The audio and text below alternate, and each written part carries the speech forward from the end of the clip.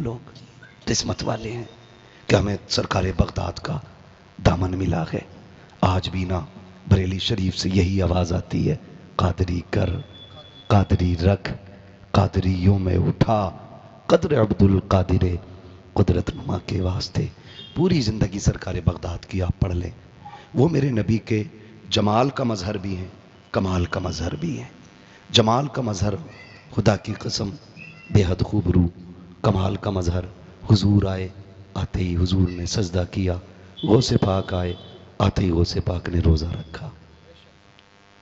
روزہ رکھا، حضور نے آتے ہی سجدہ کیا، سرکار غوث پاک نے آتے ہی روزہ رکھا. یہ حضور کے کمال کے مظہر. اور پھر عادتیں دیکھیں، آتا ہے فقیروں پہ انہیں پیار کچھ ایسا، خود بھیک دیں اور خود کہیں منگتے کا بھلا ہو.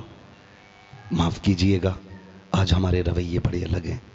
ہم نا زکوٰۃ بھی رمضان کی دیتے نا، زکوٰۃ تو وہ بھی کیمرے کے سامنے لا کے دیتے، جبکہ وہ ہمارا نہیں ہے.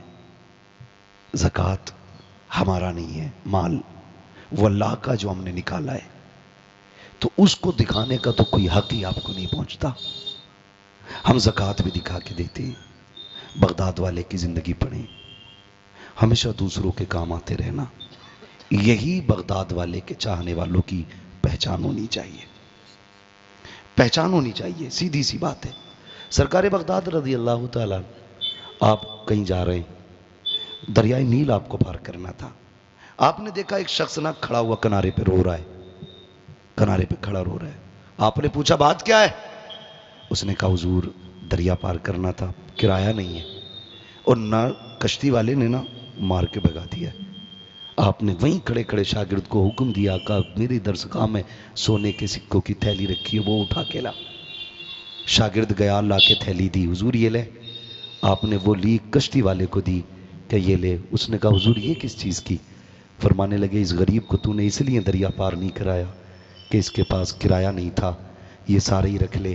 آج کے بعد کوئی بھی غریب آئے نا، اس سے کرایہ نہ مانگنا، اسے عبد القادر کے پیسے سے دریا پار کراتے رہنا. یہ ان لوگوں کے لیے جنہیں ہم یہ کہیں کہ ان کے لیے اجنبی، جن سے خون کا رشتہ نہیں، ان کے لیے اتنی مہربانی. آج نا 11ویں تو ہم کرتے ہیں، برا مت ماننا، 11ویں تو ہم کرتے ہیں، لیکن 11ویں پہ صرف ہمارا ہی حق ہوتا ہے اور کسی کا نہیں. ہم 1100 روپے کا زردہ بنائیں گے لیکن صرف خود ہی کھا لیں گے.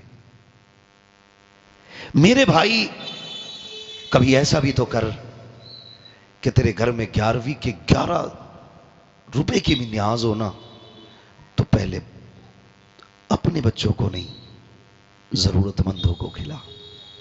بچ جائے پھر اپنے بچوں کو کھلا، پھر دیکھ بغداد والے کا کرم ہوتا ہے کہ نہیں. لوگ کہتے ہیں ہر سال کرتا ہوں 11ویں، مصیبتیں پکی آ رہی ہیں پھر بھی برابر. 1100 روپے جیب میں پڑے نا تو نکالے گا 11 ہی روپے. بھائی کس کتاب میں لکھا 11 ہی روپے دو؟ کہو نا یہ کیوں؟ تو کہہ رہا 11ویں کی نسبت سے 11 ہی دیے جاتے، تو 1100 میں بھی تو 11ویں کی نسبت ہے، 11,000 میں بھی 11ویں کی نسبت ہے، اور 11 لاکھ میں بھی 11ویں کی نسبت ہے. تو 11 ہی روپے کیوں؟ سستا چھوٹنا چاہ رہا ہے. جن کی 11ویں کر رہا ہے انہیں تیری جیب کا بھی پتا ہے، تیری کٹھیا کا بھی پتا ہے. انہیں پتا ہے 1100 پرس میں رکھے اور 11 جیب میں رکھے تھے، 11 ہی نکال کے دیے. معاف کیجئے گا کچھ جگہوں پہ چلن ہے 11ویں کے دن چندے کا، ہوتا ہے کہ نہیں؟ مسجدوں میں پیسے اکٹھے کر لیتے ہیں. سید صاحب قبلہ 10 روپے تو بھیجتا گھر سے 11 روپے، اور ظہر میں جا کے کہتا لڈو ہی لئیو